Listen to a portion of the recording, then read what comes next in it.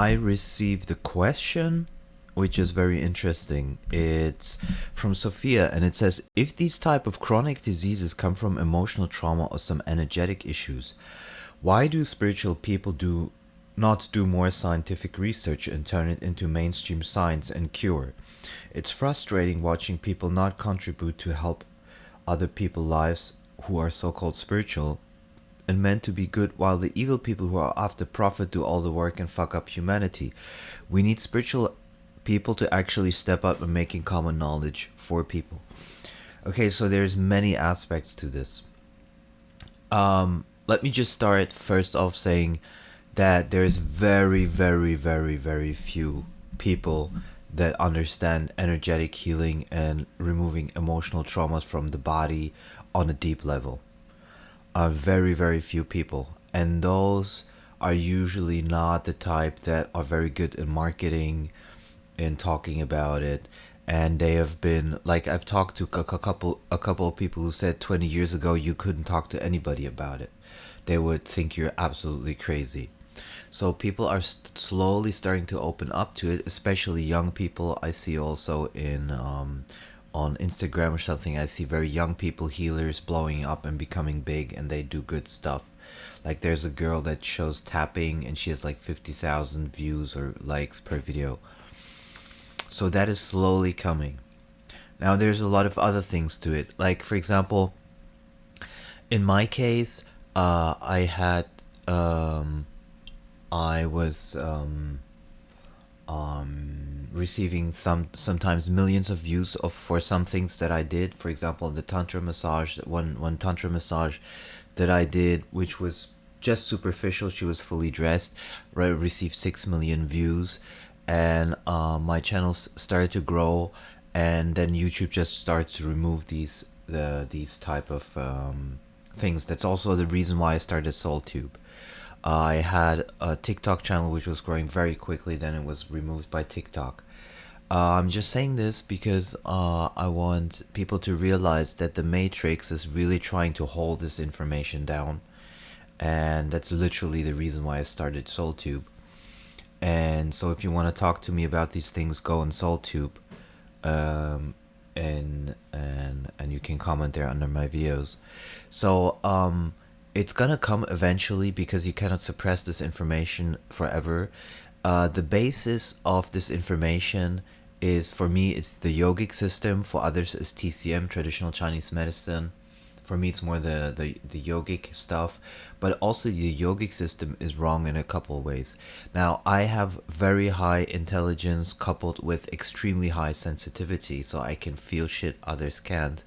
And it's very, very hard to convey it.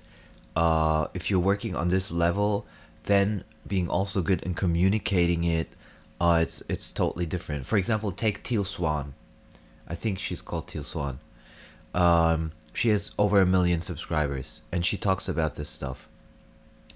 But she's not a very deep healer. She just knows, like, good stuff, like, but it's not very deep healing. But so for some it is, I guess. But she's a very good communicator. That's why she has so many viewers also. And so it doesn't go much hand in hand to be an extremely good healer on a very high level and at the same time be a good marketer. And if you are, like I was doing in an indirect way, you just get removed from these platforms. So it's not such a black and white issue where people who are these healers just have this knowledge and they don't share it. Now, to the point of scientific research, the thing is, there's a lot of aspects of healing which can never be proven by science. And one of them, for example, is science. Like, if you use your mind and you're identified with your mind and you are only living in your mind, then you believe that science can research consciousness, when in fact consciousness observes the scientist. And so the scientist, which can only exist because consciousness exists, the scientist cannot research consciousness. it's very funny actually when scientists try to for an awakened being, it's very funny when scientists try to to research consciousness, because consciousness is what you are. And it's yeah. But there's another thing that you have to understand about diseases.